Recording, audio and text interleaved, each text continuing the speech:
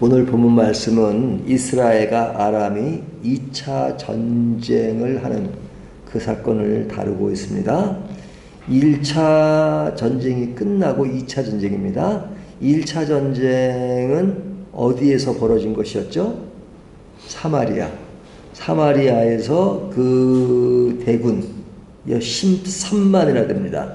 13만 대군과 이스라엘 병사 7,000명이 넘는 그런 그 규모로 전쟁을 했는데 누가 이겼어요? 이스라엘이 이겼습니다. 그리고 아람은 패배하고 이제 그들의 땅으로 갔죠. 자, 이제 그로부터 시간이 지납니다. 이제 한 해가 바뀌고, 해가 바뀐 초도 봄이었던 것 같습니다. 이때 이제 2차 전쟁을 하게 되는데요.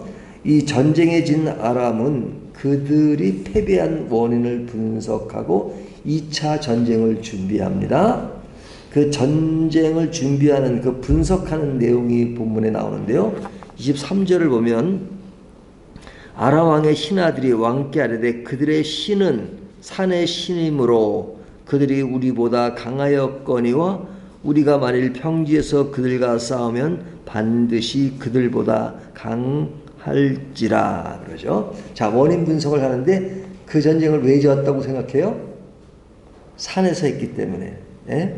그 이스라엘의 신은 산의 신이다 이렇게 이야기합니다. 그러니까 자기들이 평지에서 전쟁을 하면 이길 텐데 산에서 전쟁을 했기 때문에 패배했다 이렇게 분석을 합니다. 산에서 졌기 때문에 평지에서 전쟁하면 이길 것이다 라고 25절에 이야기하죠. 자, 그러면서 이제 그 내막을 점검하는데요. 전 32왕과 함께 갔는데 그 왕들이 앞장만 섰지 그들이 사실은 큰 전쟁에 큰 도움이 되지 않는다고 해서 그 왕 밑에 있는 그런 아주 군사적인 그런 기반을 가진 그런 지휘자들을 모으고 그리고 이제 계획을 세웁니다. 그리고 이제 평지인 이제 아벡으로 이제 갑니다. 그러니까 이들은 이제 전쟁 준비를 딱 이렇게 아주 하고 이제 1차 전쟁에 패배한 것을 보복하겠다는 그런 강한 의지를 가지고 전쟁에 임하죠.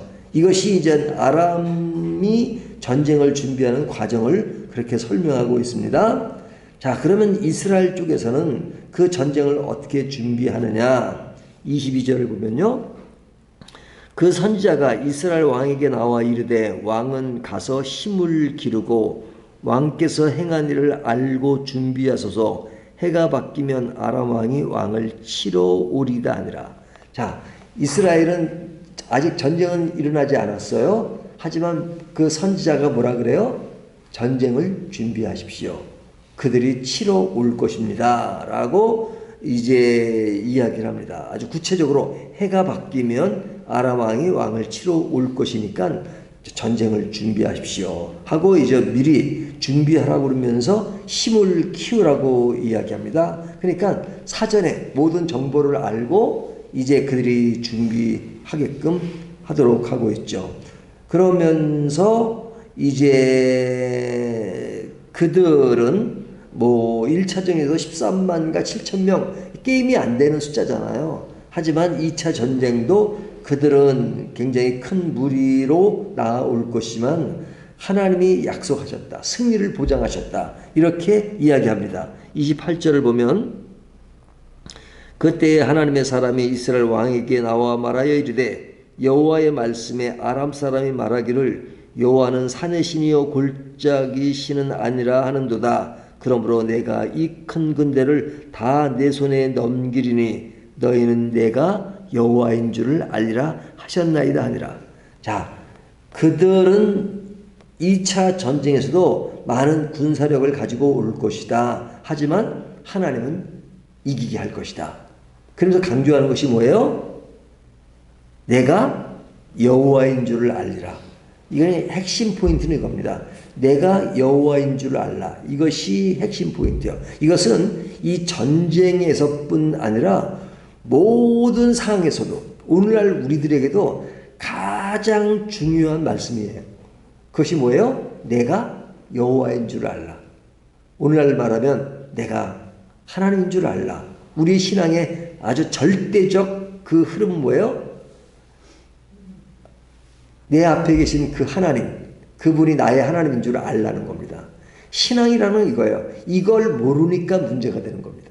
우리의 신앙의 약함, 나약함, 문제 이런 것은 사실은 한마디로 이야기하면 하나님이 내가 하나님인 줄 알다고 끊임없이 말씀하시는데도 그것을 외면하는 것에 문제가 있는 거예요. 전쟁이든 삶이든 생활이든 모든 것은 하나님이 끊임없이 말씀하시는 것이 내가 여호와인 줄 알라, 내가 하나님인 줄 알라 하는 그 말이에요. 근데 믿음이 없다는 것은 그것을 외면하는 겁니다. 그래서 이 전쟁을 하게 되는데 결국은 어떻게 됩니까? 이스라엘이 승리를 해요. 어떤 전쟁에서요? 7일 전쟁.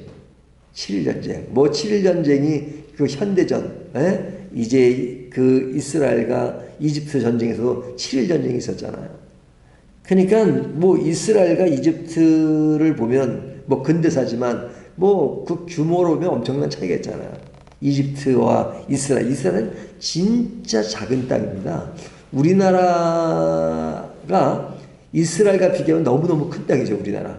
이스라엘은 우리나라 강원도 정도 되는 그 규모의 나라예요. 하지만 7일 전쟁에서 이집트를 이겼던 그 사건들이 있는데 여기도 보면 7일 전쟁을 통해서 아랍군이 몇 명을 죽여요?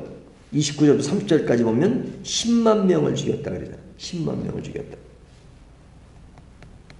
그러니까 작은 규모의 이스라엘 사람들이 이긴 겁니다. 27절 보면 이스라엘 자손도 소집되어 군량을 받고 마주 나가서 그들 앞에 진영을 치니 이스라엘 자손은 두 무리의 작은 염소떼와 같고 아람 사람은 그 땅에 가득하였더라. 이 아주 표현이 아주 재밌죠?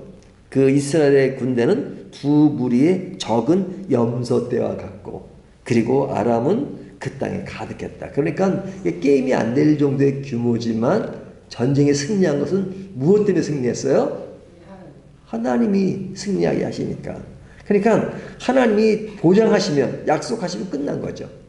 하나님만 오케이 하면 끝난다는 그 신앙. 그것이 굉장히 중요합니다. 하나님만 오케이 하면.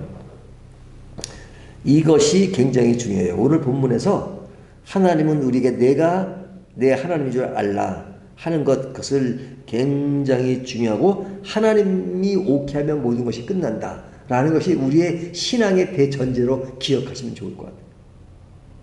오늘도 하나님이 나의 하나님이라고 해서 내가 그렇게 인식하고 있는가. 그리고 하나님만 오케이 하면 된다. 많은 사람들이 부정하고 알아주지 않고 업신여기고 내 마음을 몰라줘도 하나님만 오케이 하면 됩니다. 반대가 되면 큰일이죠. 하나님은 오케이 하지 않고 하나님은 노케이, 무슨 소리지만 노케이 하는데 사람들이 알아주는 데 무슨 의미가 있어요? 하나님이 알아주지 않는데. 그래서 이상하게 사람들은 하나님을 인식하지 않죠. 하나님이 오케이 하는 것보다 사람들이 오케이 하고 사람들이 알아주고 사람들에게 대우를 받는 것을 좋아하잖아요. 뭐 사람들에게 대우받으면 좋죠. 하지만 사람에게 대우받으면서 하나님께 대우받는 일이라면 좋지만 하나님께 대우받지 못하면서 사람들에게 받는 것이라면 그것 또한 불행한 일이죠.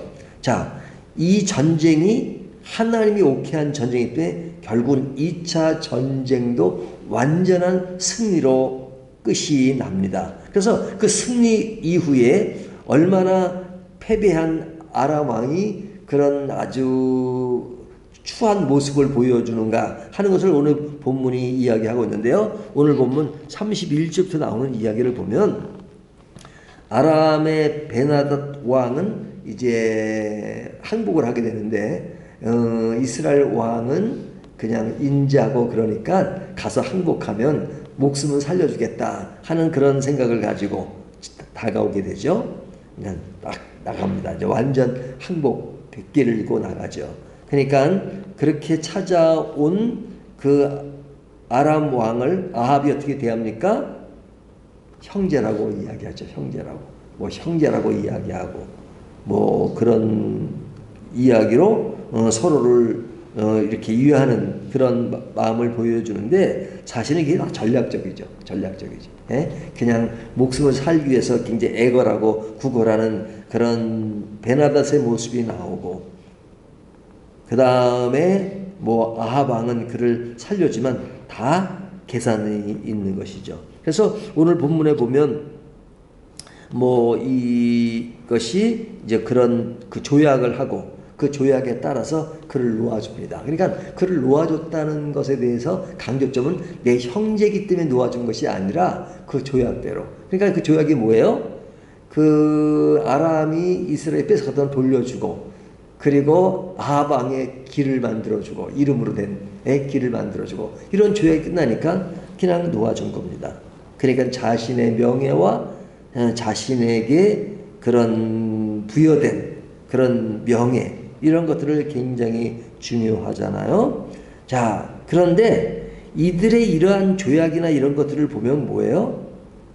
하나님을 제하고 행하는 일들이죠. 그러니까 아합 왕은 악한 왕이에요. 그럼에도 불구하고 하나님의 은혜로 1차 전쟁에 2차 전쟁에 하나님이 개입하시고 이기게 하십니다. 그러니까 한 선지자를 통해서 그렇게 하나님이 다가오시는 그런 부분에 대해서 하나님이 이렇게 하셔서 이게 하셨다 하는 어떤 아합의 반응이 없잖아요. 이기면 내가 잘한 거예요. 내가 잘한 거예요. 그러니까 그 자신의 힘으로 능력으로 이긴 것을 생각하고 뭐 아람 왕에게 자비를 베풀고 하는 건 자기의 어떤 손에서 모든 것이 이루어지죠. 이게 한마디도 하나님 감사합니다 그런 것이 없잖아요.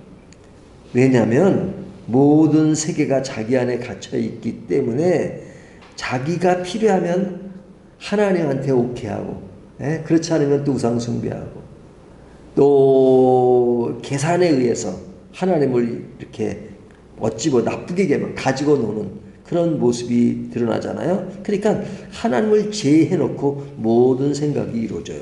뭐 아람 왕은 물론 믿지 않으니까요. 아합 왕도 마찬가지고.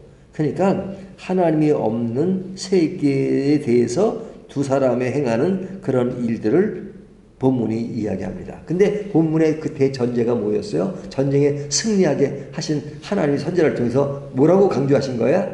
다시 반복하지만 내가 하나님인 줄 알라. 근데 결국 본문의 흐름은 이겁니다.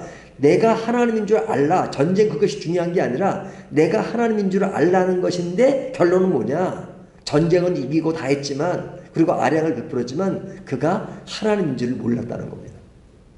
그것이 핵심이에요. 사람들은 전쟁이 이기니까 이것이 아주 모든 것을 만족시켰구나. 하지만 이 본문은 아합 왕이 전쟁에서는 이겼지만 신앙에 있어서 그는 패배자예요.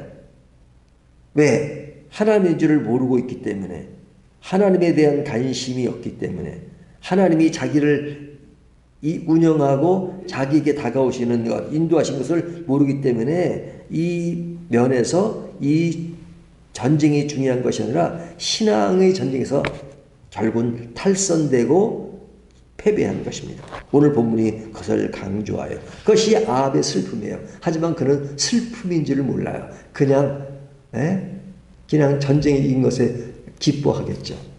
어제 보면 아람 사람들이 그 규모로 그 전쟁에서 이길 것이라고 그 전쟁 중에 술을 마셨던 그 내용처럼 아합 왕은 자신의 도취되어서 자신이 잘해서 이긴 것으로 생각하는 것은 매우 슬픈 일입니다. 자, 그렇다면 이 말씀이 우리에게 주는 교훈의 메시지는 뭡니까? 오늘도 우리는 끊임없이 하나님인 줄 알라. 하나님이 우리의 삶 속에 좋을 때도 있고 나쁠 때도 있고 일이 잘 될 때도 있고 못 될 때도 있고 슬플 때도 있고 기쁠 때도 있고, 하지만 어떤 상황에서든지 우리가 늘 직시하고 알아야 될 것은 하나님을 아는 겁니다. 슬플 때는 하나님, 내 상황은 슬퍼요. 하지만 이 길을 기쁘게 만드실 수 있고 나를 선한 길로 인도하시는 하나님이시죠. 그래서 하나님께 도움을 요청하고 그리고 하나님을 절대로 신뢰하는 것. 인생길이 항상 잘 되지만은 않잖아요. 어찌 보면 안 되는 것이 더 피부적으로 느낄 때가 많잖아요. 하지만 여전히 하나님은 우리를 사랑하시고 오늘도 계십니다. 이 하나님을 신뢰하시고 내 하나님인 줄 아는 저와 여러분이 되시기를 주님의 이름으로 축원합니다.